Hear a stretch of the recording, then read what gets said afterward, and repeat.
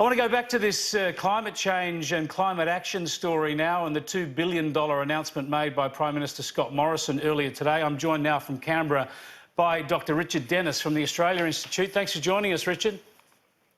Good afternoon.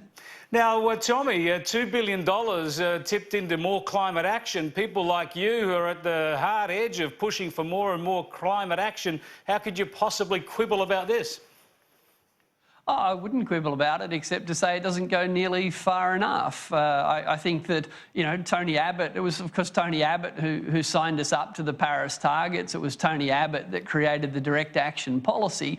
And while the direct action policy always could play a role in helping Australia meet its emission reductions targets, the targets set by Tony Abbott, it was never capable of doing the heavy lifting. So what we're seeing today is the coalition government putting a little bit more money into that bucket, but of course that bucket isn't nearly big enough to put out the bushfire that is the challenge of tackling climate change in Australia. Well, Australia is not going to solve global climate change. There's nothing Australia can do to actually be the one to cool the planet. But the first order of business here is to meet the Paris Agreement emissions reductions targets. Now, there's been some conjecture as to whether or not the government's policies are on track to do that. They have said they are. Surely this additional $2 billion would convince you that Australia, under these settings, will meet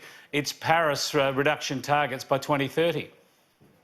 No, there's no conjecture at all. The government's own department says that we won't come even close to meeting the targets set by Tony Abbott. The department's own forecasts say that by 2030 we'll miss Tony Abbott's targets by a long shot. The conjecture you refer to is some commentary by people who don't accept the science of climate change, and they don't even seem to accept the science of accounting principles. So, but again, that doesn't mean that putting a bit more money into Tony Abbott's direct action policy won't make a bit of a difference. It just won't go far enough. So hang on a second, though. With this additional $2 billion over 10 years, do you accept that? Notwithstanding what you say about the previous forecast, do you accept that this will make up the difference, that with this additional spending, those Paris commitments will be met? No, it won't go close, but it will push us further in the right direction, just not nearly as far as Tony Abbott committed Australia in Paris to going. I mean, let's be clear, when Tony Abbott was Prime Minister, on behalf of our nation, he committed us to meeting those targets. And at the time he said that, he said, Australia doesn't back away from commitments it makes on the world stage. And his minister at the time, Greg Hunt, was in Paris hoping to get Australia into what was called the Coalition of High Ambition. Greg Hunt wanted Australia to be seen as one of the countries that really was leading the global charge to reduce emissions. So those targets set by Tony Abbott are very important. The money announced by the Morrison government today won't go nearly far enough to meet the promises made by Tony Abbott, but I'd rather have them than nothing. What we need is a Tony Abbott mentions reduction scheme going on here. You're very keen to mention Tony Abbott. Yes, Tony Abbott negotiated those Paris targets. They were ratified. He signed us up to them. He signed us up to them, and good on him. He negotiated them, and they are Australia's commitments. The Australian country has signed up to those commitments. They were ratified by the Parliament under Prime Minister Malcolm Turnbull, and they remain Australia's commitments. Indeed, the Labor Party supports them now. They just want to go further.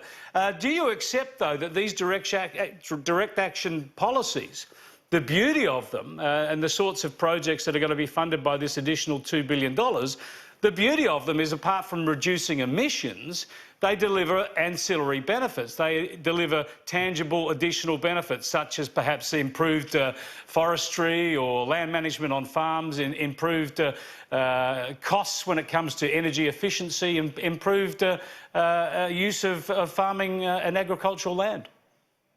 Oh, Absolutely, which is why I said I welcome the new money being spent. The Australia Institute's research makes clear they have the potential to make a positive difference, just not nearly enough difference to see us meet the commitments that we've agreed to make. You talk about the cost of all of this and how far will $2 billion go. We've seen the modelling from Dr. Brian Fisher last week looking at Labor's doubling of effectively of our emissions reductions targets. He's talking about a $472 billion cost to the economy over 10 years, something that would take $9,000 off the wages of each and every worker. Oh, I know Brian's been trying to scare us for decades. You should have seen what he was publishing back in the 90s. Well, it's pretty easy to be scared. Okay. Have you opened a power bill lately? Oh, well, I've watched the power bills go up since we got rid of the carbon price, and I've watched Australia's emissions go up since we got rid of the carbon price. So, I'm watching very closely. The fact is, since the Emission Reduction Fund became our primary climate policy, emissions haven't reduced, they've gone up. Emissions have gone up every quarter since we got rid of the carbon price, and topping up the Emission Reduction Fund, according to the department's own forecast, won't get us close. So bottom line is you want a carbon price. To the commitments, Tony Abbott. Bottom line is you won't be happy till we get a carbon price. Like nearly every economist in the world, I think a carbon price is a very simple way of doing this, but it's not the only way of doing it. And again, the Emission Reduction Fund isn't evil, it's just entirely inadequate. Richard Denniss, thanks again for joining us. Thank you.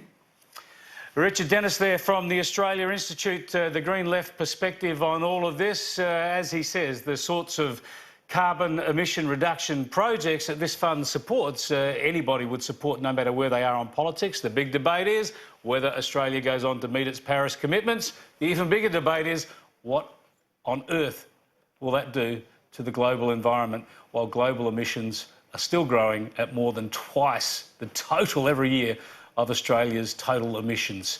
That debate will be going right on to